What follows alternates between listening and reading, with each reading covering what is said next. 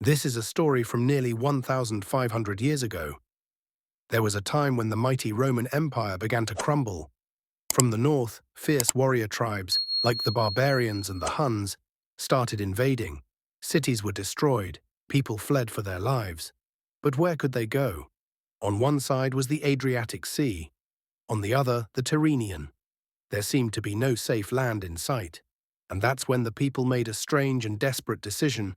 They set out towards small islands scattered in the sea.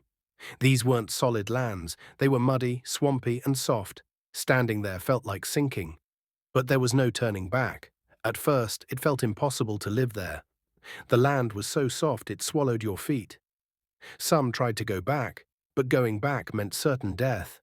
The enemies were waiting, and then something incredible happened. A man, sinking in the mud, pushed his boot into the ground. The sole went deeper and deeper until it hit something firm, solid earth. That's when an idea was born, an idea that would give birth to one of the world's most magical cities, Venice. They began bringing tree trunks from nearby forests and drove them deep into the island's muddy ground, 5 meters down, until they hit solid ground.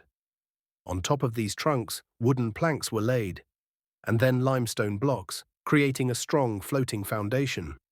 What's amazing is that those wooden piles are still there, even 1,000 years later. Because they're underwater, they don't rot. No air, no decay.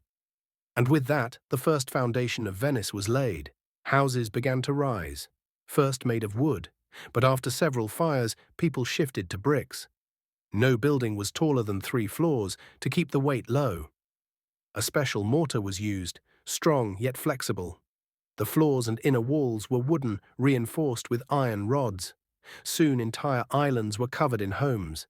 In the beginning, people moved between islands only by boat. But as the population grew, bridges appeared. The earliest were floating wooden bridges, like pontoon bridges. They wobbled on the water, and people often fell off.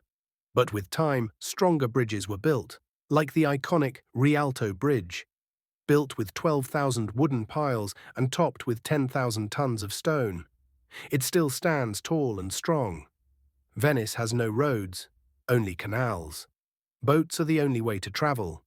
There are quiet walking paths, no cars, no bikes, no horns, no pollution. Even goods are delivered by boat.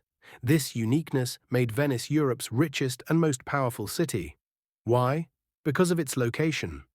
Venice sits at the end of the Adriatic Sea, which leads straight into the Mediterranean, connecting Africa, Europe, and the Middle East.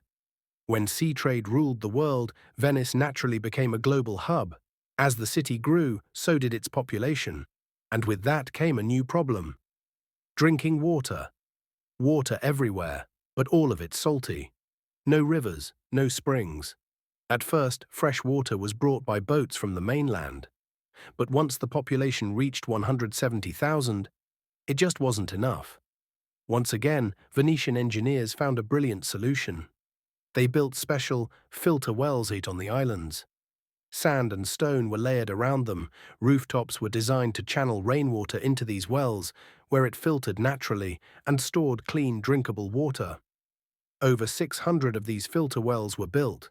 Every 10 to 12 houses shared one. Once again, Venice survived, but one last issue remained: sewage.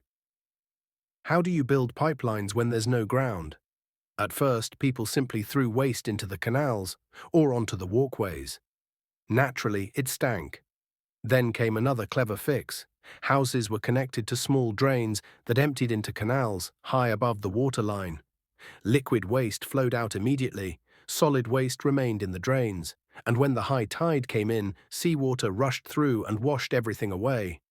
The salty seawater cleaned the drains twice a day and killed bacteria.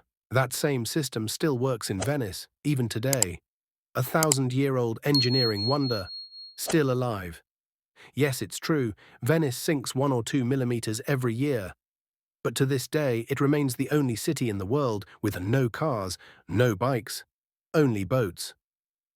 Every winter, acqua alta arrives, the water level rises, streets flood. Yet every year over 6 million visitors come to witness this magical city. But the number of locals just 50,000. Venice is not just a city, it is a living example of human courage, brilliance, and spirit. Built on water, standing through time.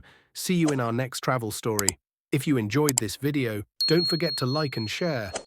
And tell us in the comments, what did you think of Venice's incredible story?